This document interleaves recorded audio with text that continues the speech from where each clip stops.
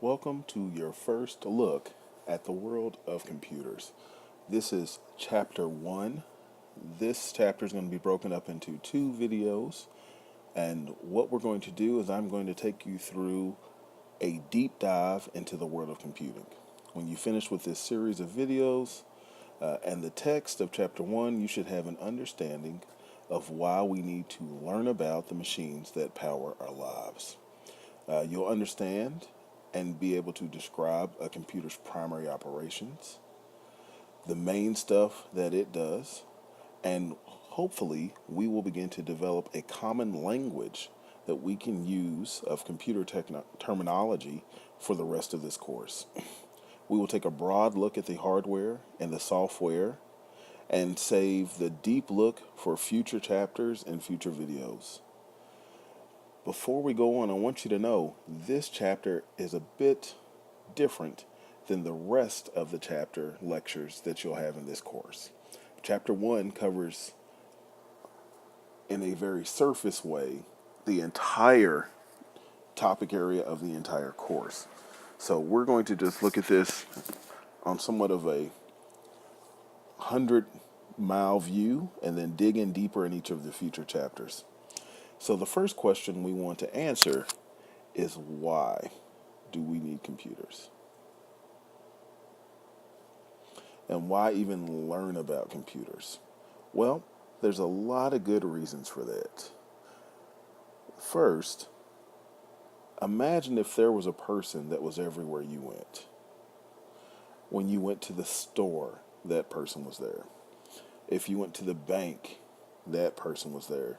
If when you were walking around campus, they were around you. And even if you went to the park, they would be there. Wouldn't you be curious about this person who's at your home, at the bank, on campus, and in the park when you go around? Would you be comfortable just knowing their name? Or would you be comfortable just interacting with what people say about that person, but never getting an opportunity to know them in depth? Many of us would call that person a stalker. We would find them creepy. And I think you would want to know as much about that person, their past, their future, anything you could to determine what their intentions were and try to control and limit what they know about you. That's what this course is about. This omnipresent individual is computing. When you go to the store, there are computers. When you go to the bank, there are computers on campus and even at the park, and most certainly in your home. So when we think about a computer, think about a computer as your digital companion that goes with you throughout almost every part of your life. And when we think about what this companion looks like, looks aren't everything. If I was to show you this person here, you would know clearly that was a computer. He is made up of everything that makes us think of computers. Big keyboards, big blocky towers, an outdated monitor. This picture of computing is very easy to recognize. But if we move on a little bit further, this modern computer barely resembles the computer of the past. But it's something very comfortable. I imagine it feels more correct. And it's likely that many of you are actually taking this course on this type of a computer. So when we think about what a computer looks like, it varies a great deal in what we expect, but it also varies in many different ways that we'll take a look at. Something we should know is that computing is, like we said before, omnipresent. So when we think about that, 90% of our homes have computers, and they are so present in our lives that not knowing how to understand and operate these computers is somewhat of a hindrance to just living a fulfilled everyday life. Now, how are we using computers? Let's look at the different parts of our life and where we're using these. Certainly, this course is an example of how we're using computers on the web. And not only are we viewing these videos through a web interface, but we're also communicating via email. That's how I'm communicating with you and you're communicating with me.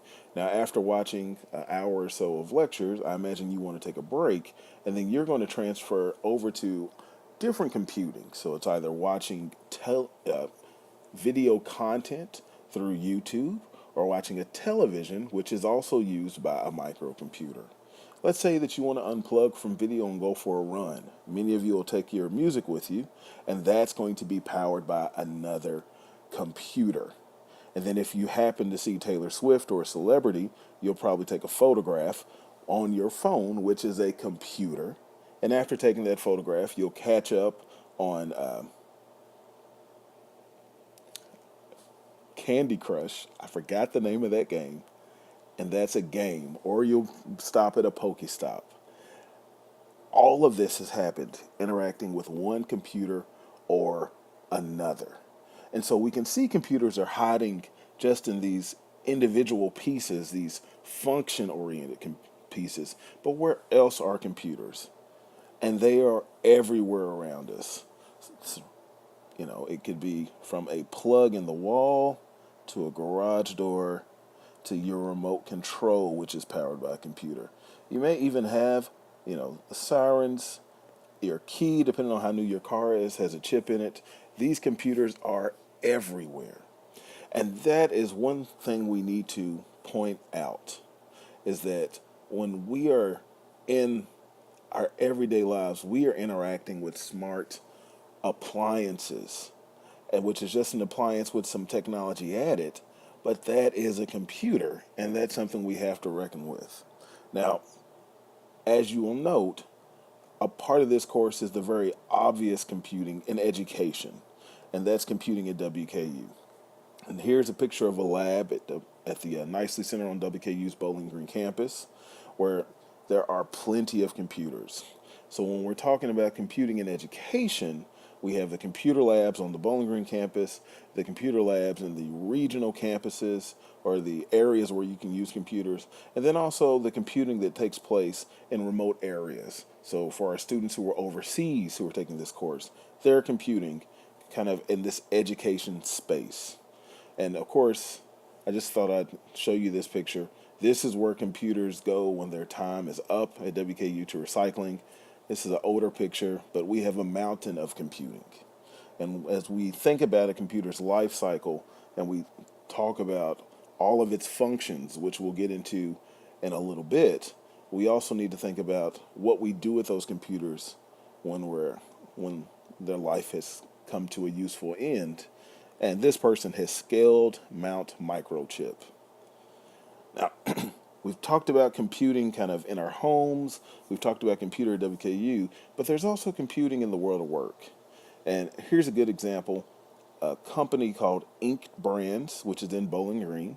Inked is a scrapbooking company. This is a picture from their website. And they do a lot of computing with graphic design and everything like that. And when we talk about the computer's role here, it's more of the backbone. Now, a computer is a universal tool that we use for decision making, for productivity, for communication, and for knowledge workers. And a knowledge worker is someone who's not necessarily using their labor, but the output from their creativity. They are used at every level in an organization. So here you see some of their frontline folks putting together some graphic design pieces. Here's some excitement in these people's faces that they've got something done that they really are proud of.